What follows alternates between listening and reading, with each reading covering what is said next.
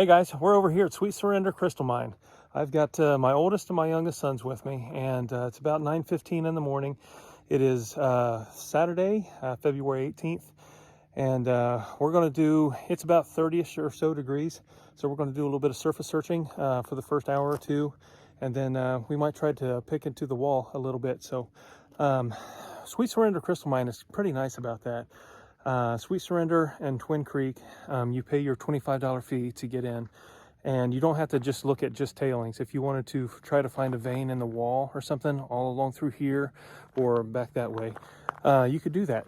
So each mine has their own pros and cons. Like Ron Coleman, they just bring up a lot of tailings, which is nice. You can find some really good stuff, so that's great. But you can't work a wall if you wanted to try to find your own crystal seam. And that's one of the great things about Sweet Surrender Crystal Mine that I like, is that if you're not finding as much on the tailings, you can always try to find a vein along the wall and see what you can find. So one of the great things about Sweet Surrender Crystal Mine also is that they have a different matrix. It isn't just sandstone, they have a lot of shale. And how everything is formed here, all the crystals are formed here, you can have some really unique iron staining on a lot of your crystals. Sometimes it can be really booger to try to remove if you're trying to get that kind of real water clear kind of look. Sometimes they're really unique and really pretty. You can have different oranges and yellows and reds and stuff. It's really, really nice. So I keep about half of mine with all the iron staining and all the different red growth and stuff on it. And then some of it I try to clean up so you can see how clear it is. I haven't been out here for probably a good 3 years or so, since before the pandemic. So it's been a little over 3 years since I've been out here. So it's kind of nice to see some of the differences. The pit seems deeper, so everything seems a little bit more steep than what I remembered it. But we're going to get down there here in a little bit and see what we can find. So it looks like their machine might be out of commission at the moment. So we probably won't have any fresh tailings for a little while, but that's more than fine, because there are so many different veins and stuff to work all along these walls and stuff. There's so much to look through. And already down here along the ground, there are several rocks. And so you see all this yellow, that's that iron staining I was talking about. But there's pockets of crystals in a lot of these rocks. And unlike Ron Coleman, you're able to chip them off here if you wanted to. I have eye protection, and I've got chisels and stuff, so I might be doing that for some crystals that I find along some of these larger rocks down here. See, I think all the yellow growth on these crystals are really pretty. Look at that. See how it kind of changes color with different lighting? That's really pretty. So you can see how the different seams run through the shale going up, and you'll have a larger seam going right through there.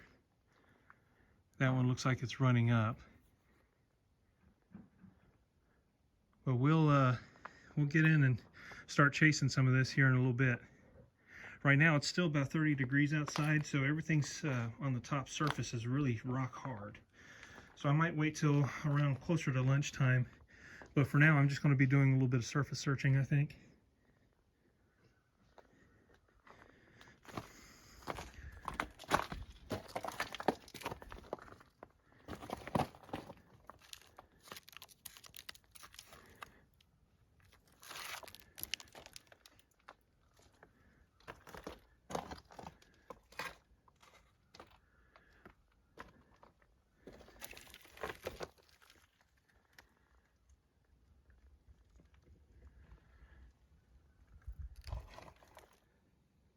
Check out the staining on this rock. Isn't that cool? It's on a solid chunk of quartz.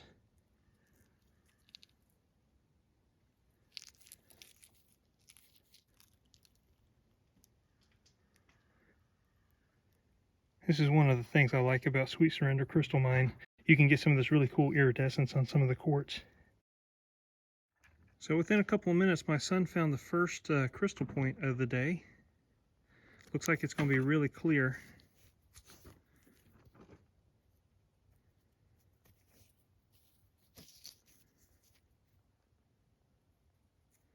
Yeah, check out the clarity on that. Isn't that nice? It's got a tabby growth over here on the side. So we have found a lot of needle ice up here, growing along this edge all throughout here. Check that out.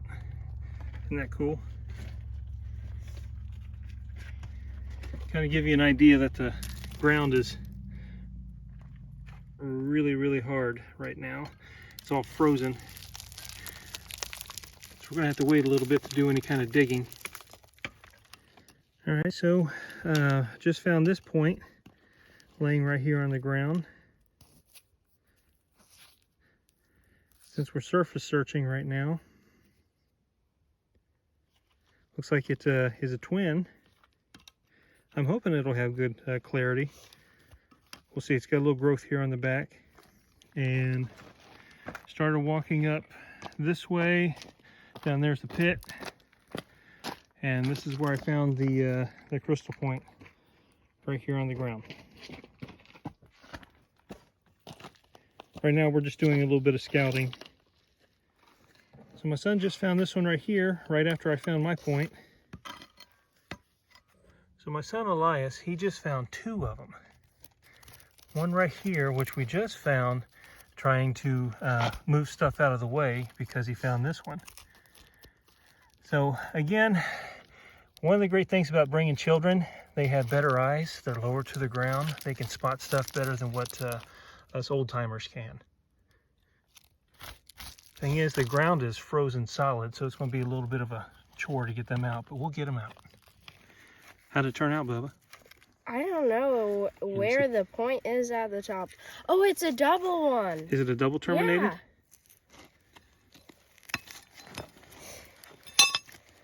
It's pretty unusual, huh? Yeah. Here, go ahead and use the pry bar. Get underneath it so you Right don't, yeah, and just give it a tap with your hammer. So you want to loosen up the ground underneath it. Okay, now just kind of pry it up. There you go. All right, now go ahead and pull your point out.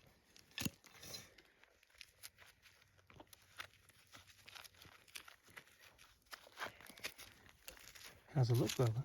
Just kind of chipped right there. Is it just a broken crystal piece? That's okay. We'll take a look at it at home. We'll get washed up. He's getting a bucket full. All right, so I've been playing over here at this wall a little bit that's already been dug out, and I've removed a number of pieces. A lot of it is just stuff like this right here, just like solid quartz that's covered, and the iron staining.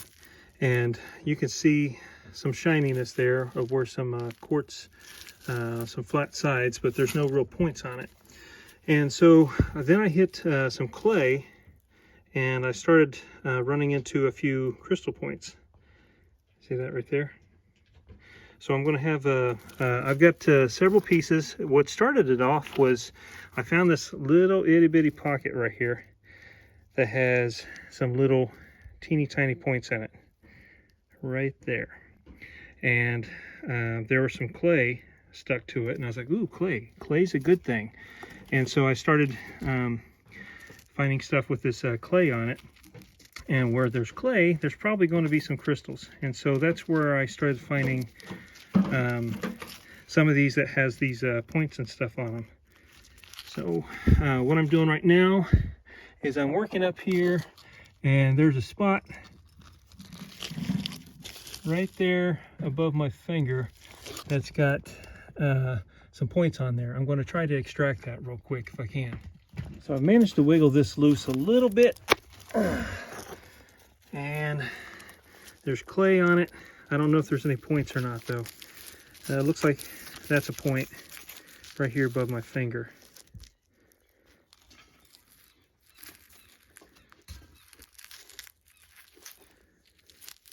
I don't know if it's going to be milky or not. The rest of the stuff that's on that rock is pretty milky. What I want to get to is right here beside it. Oh, that broke off.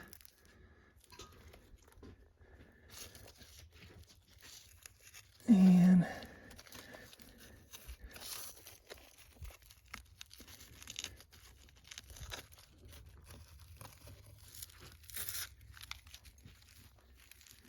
a lot of clay. I don't really see any points. Maybe on that. That's more of an imprint of where a point was. But still, I'll leave everything over there in that pile. But it looks like there's a small cluster right here. I could try to extract it here in a minute.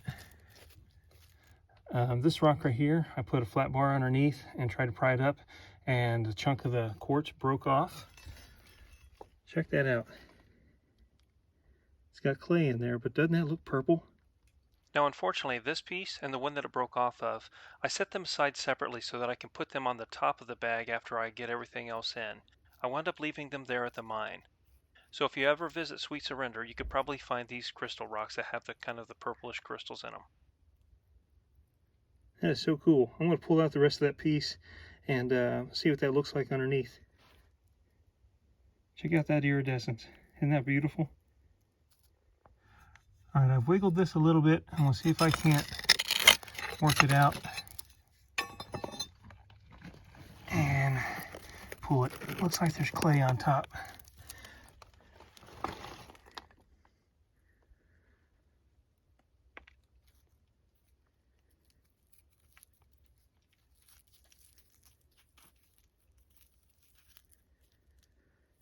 So we'll take it home and get it cleaned up, see what it looks like. So I pulled a few more pieces out of that pocket. Some of the iridescence on this stuff reminds me of things that I've seen people pull out of Graves Mountain. I've never been down there to Graves Mountain, Georgia, and mined that myself, but the iridescence on this stuff is pretty similar in some ways. Maybe not quite as abundant, but still it's really cool. All right, so I've been digging behind there for about an hour or so. I've got a few small pieces out of there and some interesting staining on some of the pieces that I'm going to keep. I'll show you a little bit later. There's my older son right there. What I'm going to do right now is we're going to walk along this edge and look to see if we can find a seam going along this edge right up here. Do a little bit more surface searching and see if we can find something we can work. It's pretty steep over here though. And it's pretty slippery because you got a lot of loose rocks and stuff that give out underneath your feet whenever you're walking. So please use extreme caution. So I'm working this seam a little bit, and I busted off some stuff here, and I came across a lot of clay in here of differing colors. Some of that pinkish clay, and then some of this other clay here. I'm hoping it'll open up into a pocket to where I could see some crystals starting to come out.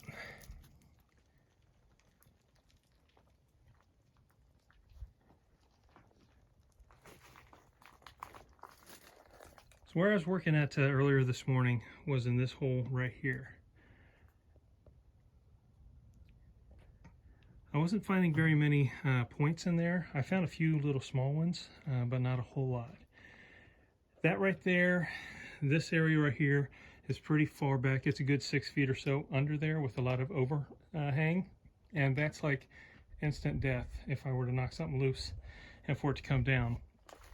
All right, so what I'm going to do now is I'm going to go along this edge right here and see if I can find something. I've already walked along it. I didn't really find anything around through here, but some of these, like that yellow line right there, that's kind of like a quartz vein, but it's all like solid quartz. So I'm thinking maybe if I were to knock some of that out, maybe there's some points behind it. I don't know. It'd be above it or below it, I think, too.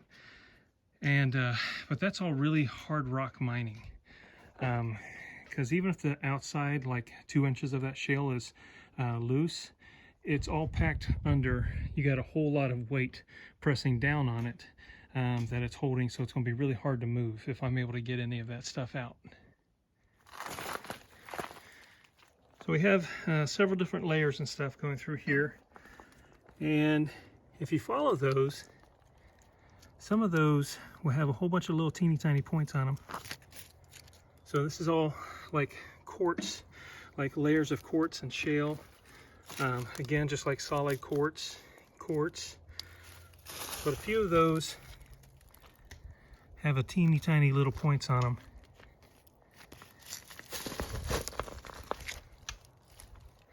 Going down through here. I don't know if I'll be able to separate any of that stuff out, but I want to give it a try. All right, so I started working this a little bit, and I managed to chip some of this stuff off. And apparently, it's just like a sandstone shale mix underneath. But I was able to get a little bit of those points off, but they're just teeny tiny ones.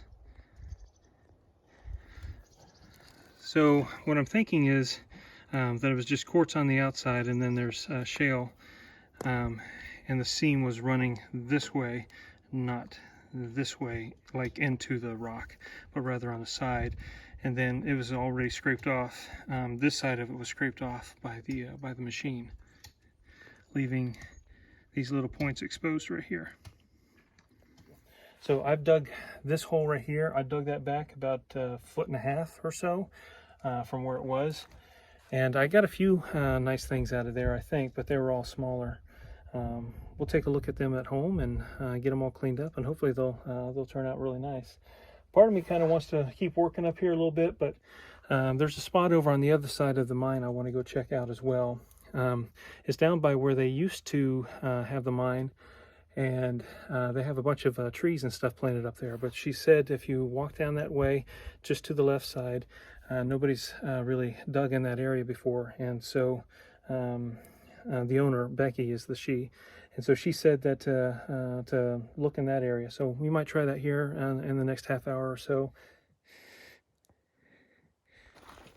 All right, so apparently this is a shale wall that hasn't really been picked at too much, but we're not seeing any kind of indicators at all. Not down here through all the rubble or any of this stuff. I knocked off quite a bit of this. This is just like hardened clay. And I got underneath it and I pulled up like all these layers, and I'm just seeing just solid, like that mud layer. It's like there's just a solid mud layer in between the shale. We're not seeing any kind of crystal indicators at all or anything like that. So we're going to pick around at it some more.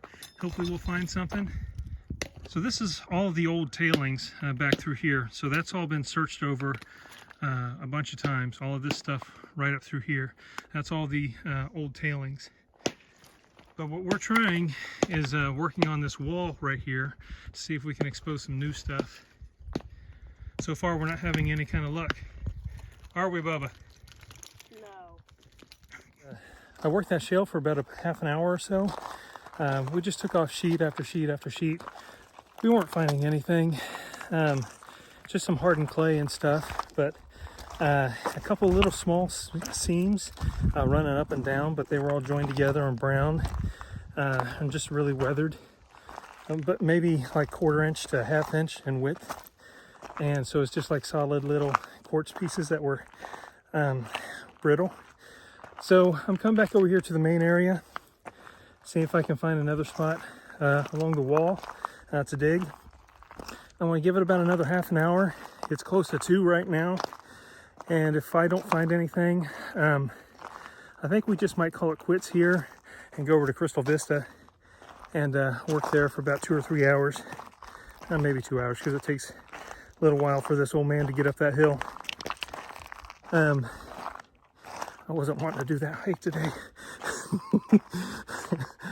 But yeah, so let's go here, and here's the main pit area. I'm going to try to find a spot. You can't see where I'm pointing at with my finger. I'm going to try to find a spot somewhere up around in there and see if I can't find something to work over there. And I'll let you know how it goes. So I made it up here to the top, and you can see where 2 quartz seams right here have joined together. Normally when the 2 seams join together, they'll have the points like teeth, but these have joined together, so there's not going to be any points unless I can find a spot along this seam where it opens up to reveal a few points, but I haven't been seeing any so far. That might be one right there above my finger.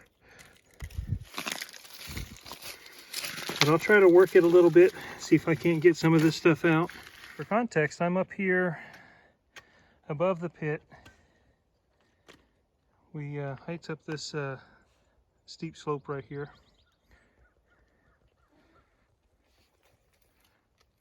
Me and my little man cub. Okay, so I'm working on this right here a little bit. I found a couple of little points.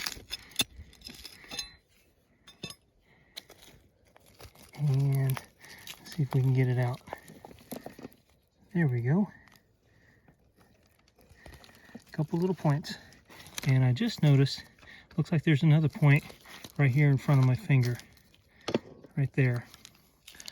I'll try to get that one out as well. All right, so we found a few smaller things. Nothing like what we were hoping for, unfortunately.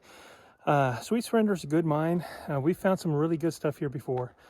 Just today wasn't our day. It's kind of like fishing.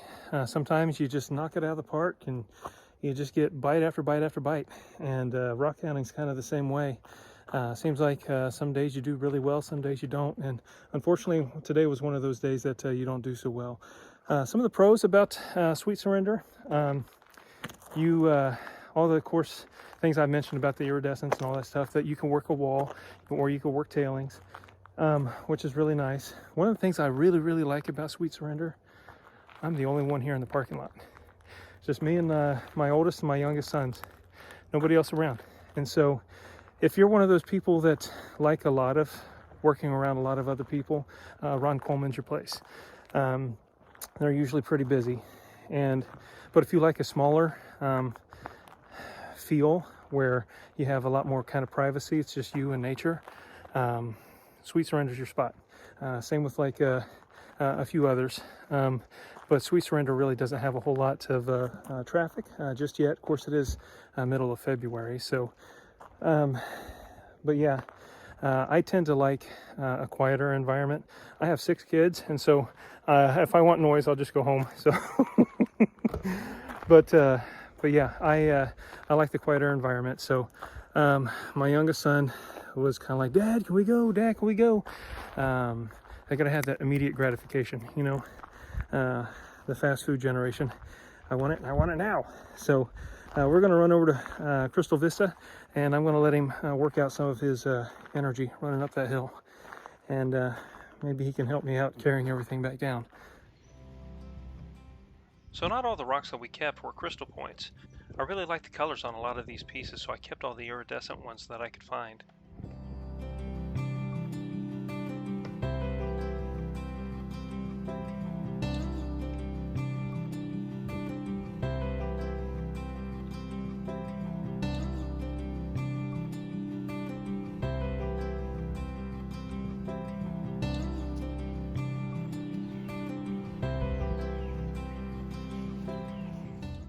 Now all the pieces that I'm going to show from here to the rest of the video have only been washed with water from the hose, and that's it.